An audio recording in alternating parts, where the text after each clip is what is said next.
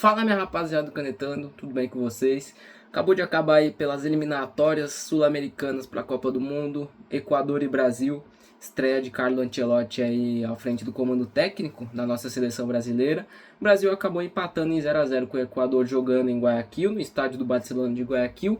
Estou aqui hoje para falar um pouquinho de como foi esse jogo, de comentar aí alguns destaques, pontos positivos, pontos negativos, que eu acho que é o que mais vai ter. Já adianto que talvez pontos positivos vai ser difícil achar um aqui hoje.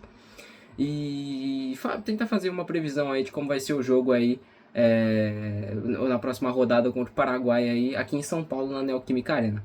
Certo? Bom, para começar, o Brasil foi a campo com uma escalação interessante, tá? Eu achei uma escalação ousada até do Ancelotti em apostar, por exemplo, no Estevão. É claro que o Brasil tinha o Rafinha como desfalque, né? Eu acho que o Rafinha faria uma grande diferença nesse jogo pela fase que ele vem vivendo.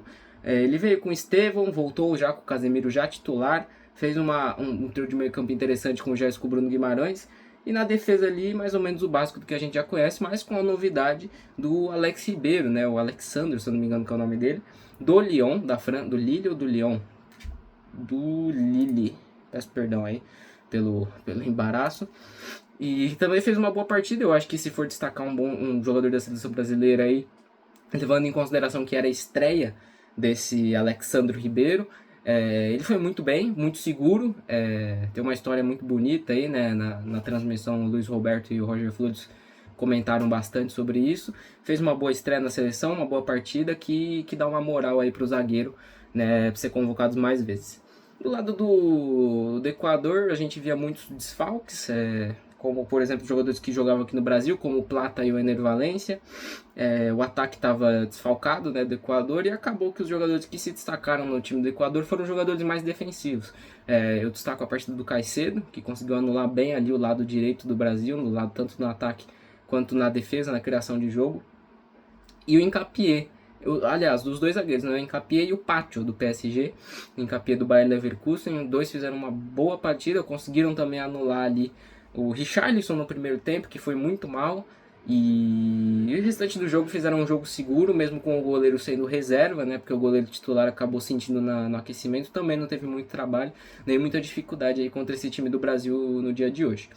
O jogo, sinceramente, foi monótono, foi um jogo ruim, na minha visão, é claro, foi um jogo ruim, um jogo monótono, um jogo chato, um pouco decepcionante, porque a gente tinha expectativa, sempre tem, né? Quando vai estrear um novo técnico na seleção, que a partir desses últimos tempos aí virou rotina, a gente sempre cria uma expectativa em cima, que a seleção vai melhorar, que a seleção vai jogar melhor, mas é muito cedo, né, cara? O Ancelotti teve o quê? 2 dias de treino. Acabou de chegar no Brasil, acabou de fazer uma convocação, ele mesmo disse que alguns jogadores que ele convocou ele não conhece, ele foi assistir, né? E não tem como a gente cobrar muita coisa. O que tem de cobrar é esses jogadores aí que estão na seleção mesmo, que parece que não, mesmo troca treinador, entra treinador. Eu sei que é difícil toda hora trocar treinador, ainda mais numa seleção que tem poucos dias de treino, mas os jogadores parecem que, cara, nos clubes eles são uma coisa e na seleção é uma coisa completamente diferente. Alguns destaques, como eu disse, né, eu gostei da escalação. O Estevão, para mim, o garoto, é interessante escalar o garoto, não estava bem no jogo, teve as suas oportunidades ali de avançar para cima da defesa, mas também foi anulado. A defesa do Equador foi muito bem hoje. O Charlton fez um jogo ruim, na minha visão, não conseguiu assustar os zagueiros, não conseguiu disputar a bola na frente, não conseguiu fazer a função ali de 9 corretamente. O Vinícius Júnior, a gente sabe que na seleção ele não consegue desempenhar da mesma maneira que ele desempenha no Real Madrid. Talvez agora com o Ancelotti como técnico ele tenha boas atuações. Hoje eu acho que mais uma vez foi abaixo, assim como todo o time do Brasil. Quem eu destaco positivamente é o Casemiro, que voltou aí depois de um período fora da seleção, né, que não estava sendo convocado. O Alex Ribeiro, né, o zagueiro, como eu já comentei. E o Wanderson, por incrível que pareça, lateral, eu vi muita gente criticando, mas eu acho que ele fez um bom jogo, um jogo seguro ali nas condições que o Brasil estava ali na partida, né. No segundo tempo foi mais do mesmo do primeiro. O Brasil tinha uma certa posse, mas não conseguia criar. Eu acho que a melhor chance que o Brasil teve no segundo tempo foi uma chegada do Gerson, em que ele tocou para o meio da área, o Casemiro chegou batendo de primeira, acabou que o goleiro conseguiu fazer a defesa. Era uma chance real de gol na minha visão, e tirando isso, mais nada o Brasil conseguiu criar, não conseguiu assustar. O Alisson fez um jogo seguro, né? O Equador também não pode se dizer que, meu Deus, quase fez o gol, mas também teve suas chegadas. Mas a defesa do Brasil conseguiu segurar bem. O jogo foi chato, ruim, mas igual eu disse, não tem como pedir muita coisa de um técnico que acabou de chegar.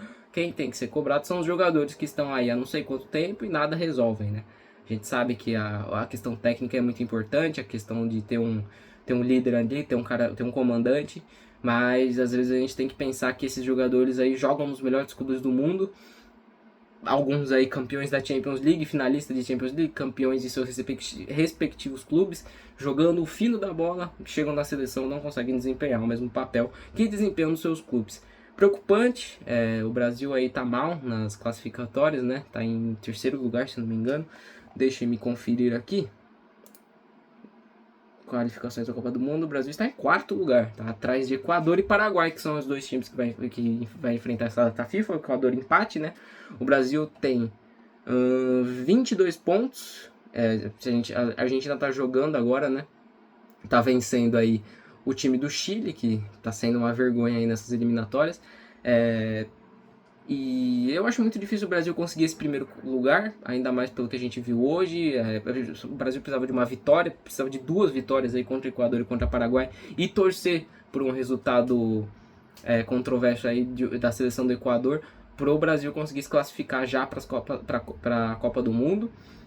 Mas o primeiro lugar, o campeonato, né, ser campeão das eliminatórias, eu acredito que vai ficar muito difícil pela situação que se encontra a Argentina e pela situação que se encontra o Brasil. O próximo jogo aí é contra o Paraguai, igual eu comentei, né? O Paraguai em terceiro lugar aí com 24 pontos. Se o Brasil vencer, passa à frente, e assume o terceiro lugar. Mas o Paraguai vem embalado, né? Venceu hoje do Uruguai de 2-0. Venceu o Brasil na primeira fase aí. Primeira fase, né? Enfim, no primeiro jogo em que os dois times estiveram, que foi lá em Assunção, no Paraguai. O Paraguai venceu o Brasil, o time do Dorival ainda na época. E vamos ver como é que vai ser essa partida agora, porque, sendo bem honesto, eu não acredito que o Brasil é favorito a conquistar uma vitória fácil. O que eu quero dizer com isso? Para mim, o Brasil, se empatar, não vai ser novidade. Se perder, também não vai ser uma surpresa. Não vai ser uma coisa inesperada.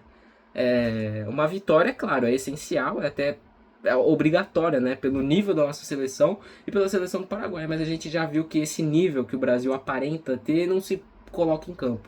Então a gente tem que torcer aí pro Ancelotti em 3, 4, 5 dias conseguir aí desempenhar o melhor, tirar o melhor aí futebol que ele tem dessa seleção brasileira, que tem bons nomes, tem boas peças. Igual eu comentei no vídeo da convocação, fez uma boa convocação para mim. O Ancelotti tem boas peças na mão, mas infelizmente os jogadores não correspondem. E um técnico, ele não faz milagre, independentemente de quem seja, independentemente contra quem seja, um técnico não consegue fazer milagre em 2, 3 dias. E a gente tem que esperar e torcer por uma melhora, torcer aí pro Ancelotti, realmente, se ele for a solução, que ele solucione esse problema da nossa seleção, e cobrar os jogadores, que nos seus clubes parecem outros jogadores e quando chegam na seleção não conseguem desempenhar. Então é isso, agradeço se você assistiu até aqui. Pós-jogo aí um pouco mais rápido, porque o jogo foi ruim, não tem muito o que falar. Então, se você chegou até aqui, deixa o like, se inscreve aí, porque a gente tá precisando chegar na marca de 1000 inscritos, que é muito importante pro canal. Passa nas nossas redes sociais, que vai estar aí na descrição, vai estar na bio do canal. E é isso, se inscreve, obrigado, deixa o like e falou!